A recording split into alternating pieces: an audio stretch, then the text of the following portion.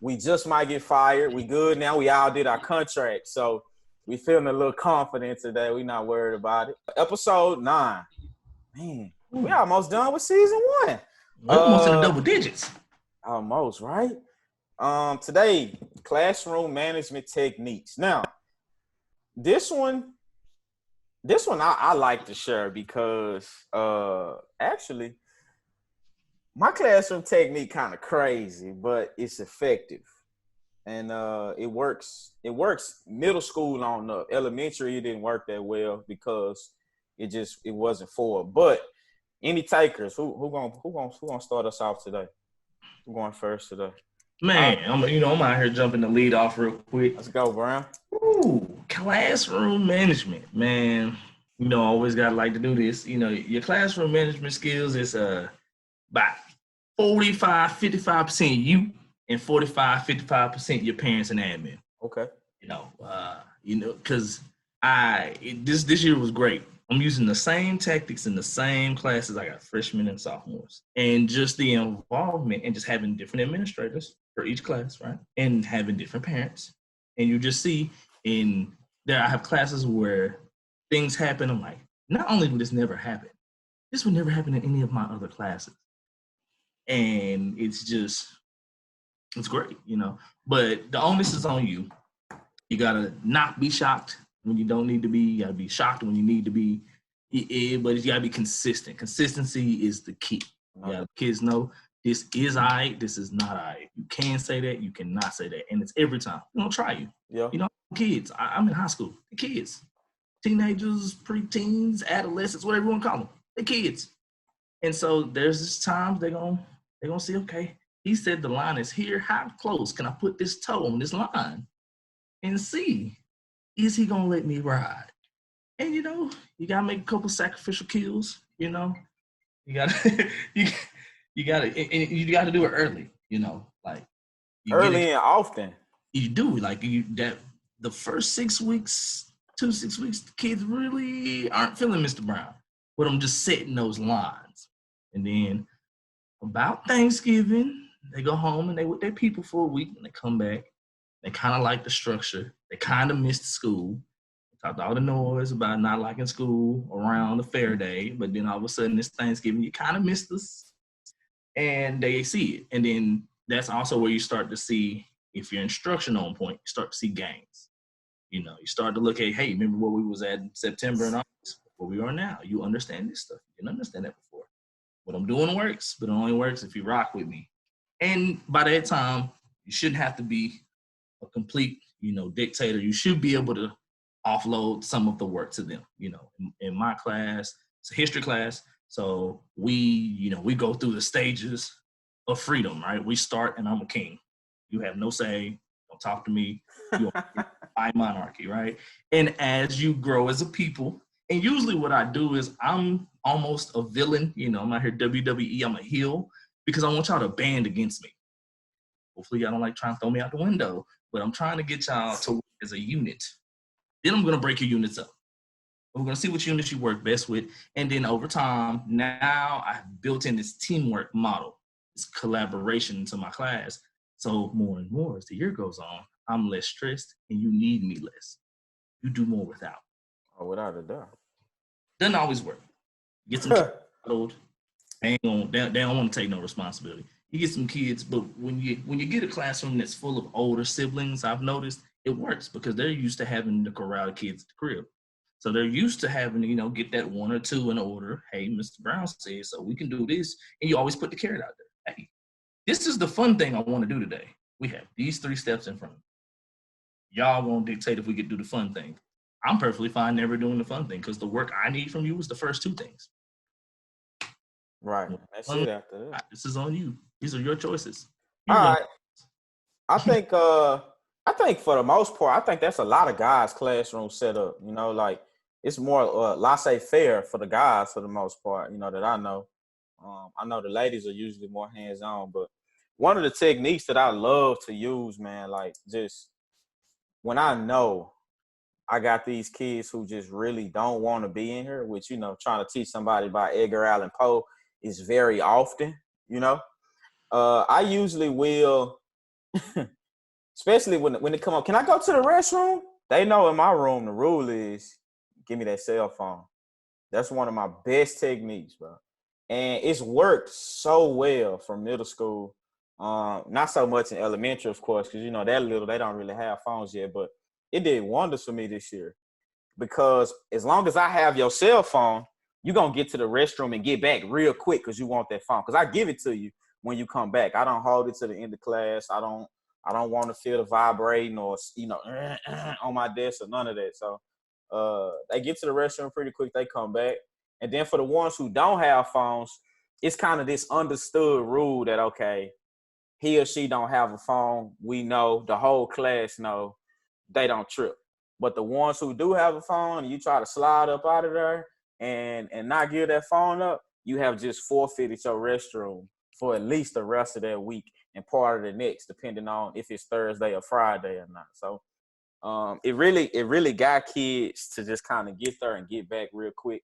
And then there's one time I was subbing and I was at this high school, and you know the kids love to pull the trick, pull the lights over the sub, right? So I was like, man, I know I could tell like the kid genuinely I think had to go to the restroom, and so I was like, yeah, you can go, but he was like, but what?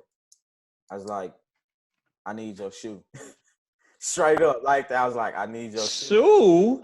Something to get him back. It is a setup. I needed to make sure he came back because kids will skip. They'll skip all day long when it's a sub in there. And so I didn't think about it, but I was like, that's disgusting. He gonna step in the but that's nasty. Young boy gave me his shoe with no problem. Went to the restroom, came back. And his not his friend, but it was a kid at the same group table. He had to go to the restroom, and when he came to the teacher, the front of the room where I was sitting, he had already took off his shoe and gave it and set it down. And I was like, okay, this wasn't supposed to go this way, but seeing that it has, we gonna go with it. And so I was like, well, I don't want the shoe anymore. When I get into my own classroom, I got to figure something else out. So I've had kids leave house keys.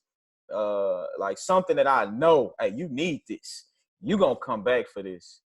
But most definitely, man, that cell phone, give me that phone and you can go. They get to the restroom when they have that phone, a 5-minute restroom break turned into 15 minutes because they sitting there scrolling and steady texting people who's still in the class too. Mm-hmm. Give me that phone. Yeah, give me that phone. But Beecham, I'm sorry, we forgot to let you introduce yourself. How rude of us. We forgot. It is I'm sorry. Can you introduce yourself to the people out there who love to rock with the teachers who just might get fired, please? Oh, I'm definitely one of them. Hello, gang. My name is Alexis. This is my 8.5 year teaching. I say half because I came in the middle of the year and it was,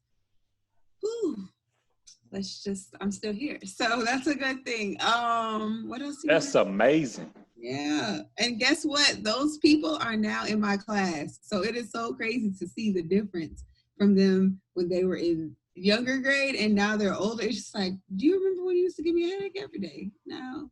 Nope. I don't want them. All right, well, go ahead, Beach. Tell us, one of your techniques or strategies or what your classroom management looked like if we just happen to bust in there one day. So if you walked into my classroom, you probably wouldn't hear anything because there's silence. Like that is my rule. Like you may not speak while I am speaking. You may not be up while I am. Don't get up because it makes me nervous because you might be trying to do something, but just sit down. Like you said, dictatorship. I am the dictator. I start off the year with I am the dictator. I'm the president. I am the queen. Everything comes through me, and the only person who runs the room is me. So I try to make it so there is nothing that happens in my classroom that I can't control. Like I won't tell you you're going to get suspended because I don't have the power to do that. Now I don't tell the kids that, but I don't say I'm going to get you suspended. And I don't tell you like, you're not moving on to the next grade because I can't control that, but I can make you have summer school for your subject area. So I'm very tough when it comes to that aspect. I also get the parents involved, even if they don't want to be. that first 2-3 months, I'm calling home every other day. I got them color coordinated, and I rotate them. So like Mondays I call a certain group, Wednesdays I call a certain group. That probably comes from my elementary time.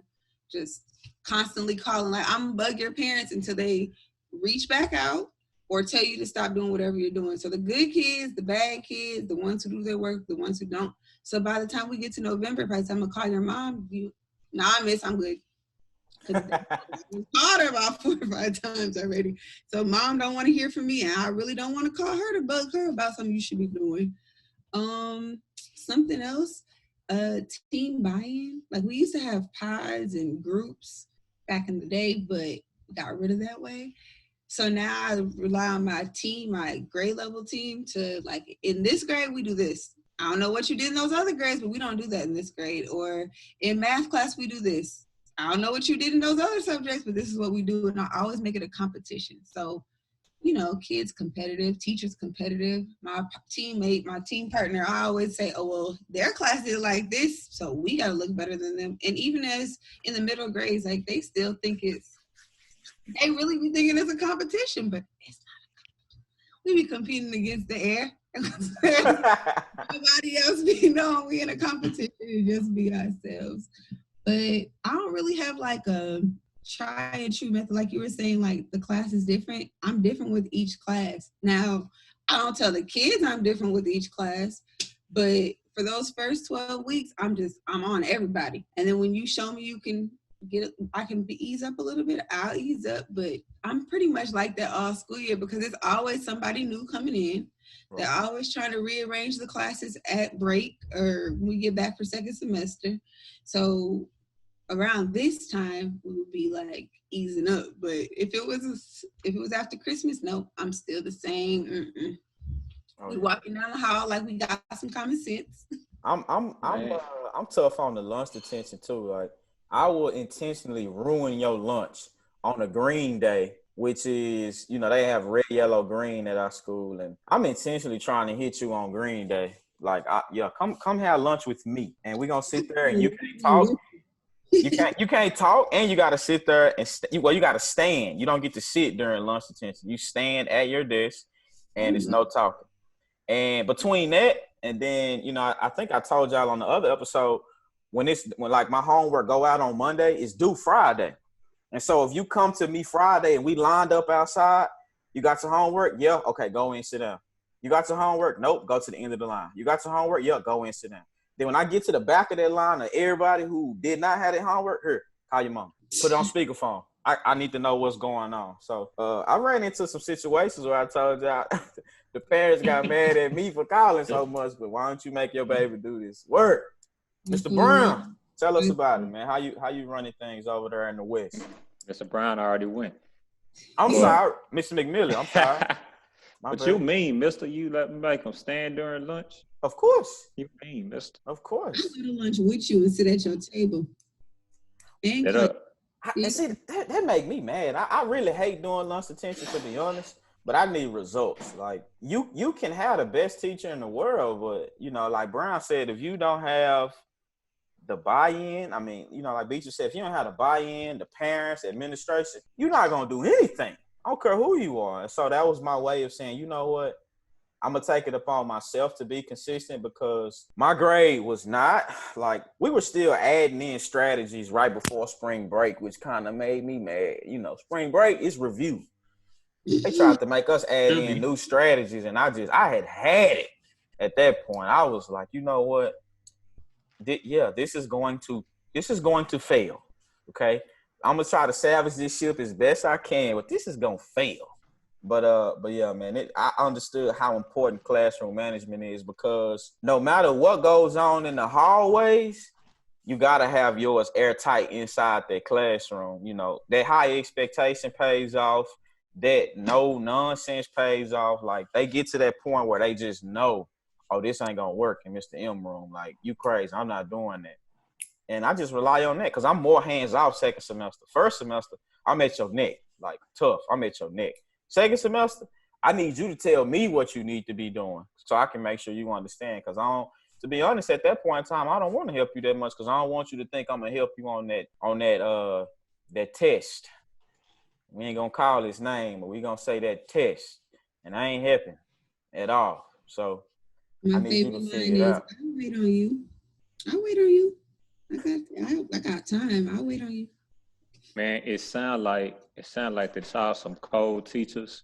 I hope that y'all at proficient 1, 2, and 3, cause I ain't there yet. They I not tell you ready for that. that though about that, I'm right? not. I know where I'm at, man, with my classroom management, and it is not top notch, man. And I'm not ashamed to say it. I'm still learning. All right, so this is my second year. I feel like the next year, though, if this whole thing didn't happen and we didn't have to reset everything, I feel like my third year would have been tight.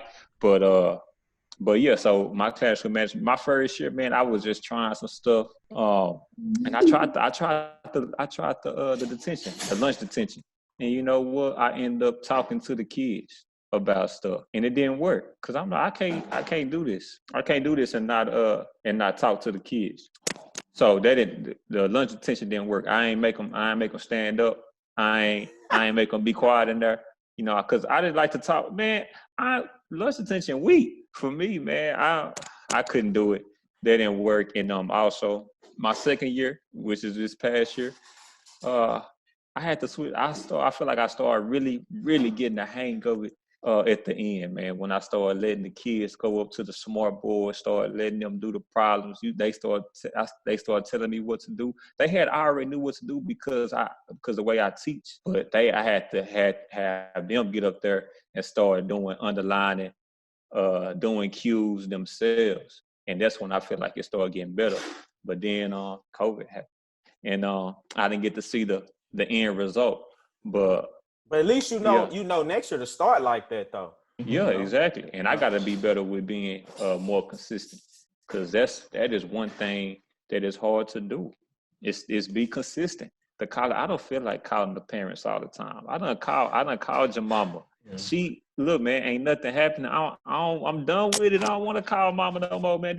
I'll be telling them, y'all need to take control of y'all education, man. Your parents done. It's on you now. Yeah, they not hearing that. But this is what I want them to hear me, because that's how I feel. You That's must how I have, feel. Huh? you must have older kids. No, I'm middle school, 7th grade. 7th grade. I want them to understand that they got to be in control of their education. That's It's not on their parents. no. 7th is a rough year because you're too cool for school. You already know what to do in middle school. You're not done yet, so you can see the group in front of you. You just like in the middle, so you don't know who you are because they're gonna make a complete transformation next year. Like they're gonna either be super super good and remember what you taught them, or they're gonna go completely the other way. You're gonna be like, who is that person? So wait, but see, I think about that too. Like that makes sense because when I was in middle school, it was only 7 and 8. And Right. and I wonder, like, does that play a difference? Because when I was in 6th grade, it was still elementary. We were the top, we had that back hallway in school. We walked past everybody hallway to get to ours. We were the only office helpers, like nobody else, not, Right. 4th and 5th. It was just us. And so I felt like when they moved 6th grade up to middle school, I was thinking like, I don't think that's a good idea. Like, I think 7 and 8 is perfect for middle because you in and out. Like you gonna go ahead and hit that fork in the road like you talked about, Beecham, and go ahead and choose. I'm going this way or I'm going that way. And by the time you figure it out, good. Now you going to high school, Right. to be the fish. But I think they did it for money purposes. It was, we got this big old building. Why we only got 2 grades here? Let's add another grade and take some of that stress off of the elementaries, because elementaries are mine. I had a primary, elementary, and a secondary where we had pre-K through 3, and then the next school was 4 through 6, and then I had 7, 8, and then 9 through 12. Whereas to now, they tore down my pre-K through 3 school and combined it with my 4 through 6 now in our district. It's too many kids. It It's is. Too many kids in one area. It is, man. And You so gotta break that up. I You don't wonder, even- like, is what is that like with this generation compared to ours, with among the other differences? But with the mind frame of 6, 7, and 8, and just 7 and 8, you know? Well, first of all, I think one of the issues is there is no more overage school. Now, we shouldn't even need an overage school. That's a whole nother conversation. Let's put that on the back burner. But we don't have an overage school. So we have 6th graders who are 13 and 14, and we have 8th graders who are 16 sitting in these classrooms with 12 and like, so putting like you being in 7th grade and 15 years old, of course what you gotta look forward to? You about to get a driving permit next year. You still like that is frustrating. So 7th is a rough, because at least in 8th grade I could be like, you know what? Look, now I'm out of here. You about to get your freedom. Like you can see it. You can see the high school. 6th grade, you still can be a little bit of kind of cutesy because they still in elementary school. But 7th, bless y'all. I can't. Well, that's all I know. So maybe I'll change the approach. So we'll see. We'll see in these next coming years, man. But 8 years. Whoo! I think I told you at the start, though. I think I told him, I said, man, I think elementary would have been, like 5th grade would have been on point for him. When I started in elementary, we had a spot, and I don't think he had finished his certain stuff yet. And yeah, that's what it was. So, but I think 5th grade would have been dope for him. And you definitely would have loved Teacher Appreciation Week. We're not even going to go down that conversation. I think I told y'all. Oh, I don't even know what that is, man. It's the 1 week of school where it's Christmas every day. No, first of all, elementary. So I've taught 3rd through 8th. And the best grades by far for Teacher Appreciation, your birthday, Christmas, Valentine's Day are 3rd through 5th, because the kids still adore you. They done talk to their parents so much that the parents like you. I got a whole cheesecake.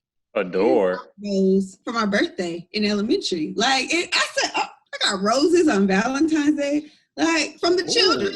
Y'all go to try elementary. I'm just for a year.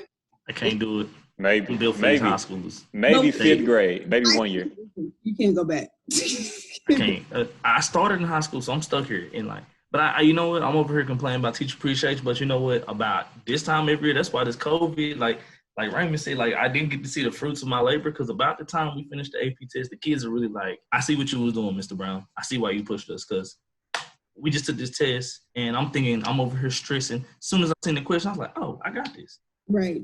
That's all I'm here for. I was like, I do all of this. It ain't for the money, because it ain't enough. It's like at all. Hours that I'm missing, this time I'm not spending with my son. I said, literally, it's for when you look at that test and you say out loud to yourself. So I'm not even there, but just you saying to me, oh, I got this. Yep. Yeah, that's all I want. I just want to remove that stress from you. I know this. I'm good. And that's it. And, usually I just had my first set of seniors come back. When they came back for Christmas, they was like, did you cry? I see, nah. I cried. They're like that. It was like, hey, I see. They're like, Mr. Brown, you know what I'm saying? I feel you. I see you. I see why you was talking to me like that. I went to college. It wasn't what I thought it was. It's what you said. College hard. I missed some meals. I had a dude come back 60 pounds lighter. Ooh. What happened? He was like, lighter. Did it backwards. Lighter. So y'all remember the craziest things we seen? Remember the 2 big fellas that fought? He was one of them. My man's came back 60 pounds lighter. Now, ooh, I was like, man, I don't shit on nobody. I said, did you do this on purpose? Or was it? He said, 50-50. He said, I kept getting sick in the cafeteria, so I had to change my diet.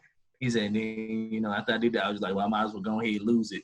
I'm like, well, do you think, bro? Look good on you, homie? Did he say he got sick in the cafeteria? So what? The school he went to had him dead. He food poisoning every other week. Okay, we won't be putting that on our college trip list. So. Yeah, I'm not gonna say. I won't say college, but I mean, you're talking to someone who worked in catering in college, and I traveled and been to some colleges and seen some stuff. I'm like, yeah, y'all people shouldn't be eating here. No comment. All right, well, we survived another episode. We just might get fired. We did not get fired today. Thank you, Ms. Beecher, for hopping on here with us today. It's always nice to get a different perspective. I'm your host, Mr. M. We got Mr. McMillan, Mr. Brown, Beecher. Until the next episode, we are out.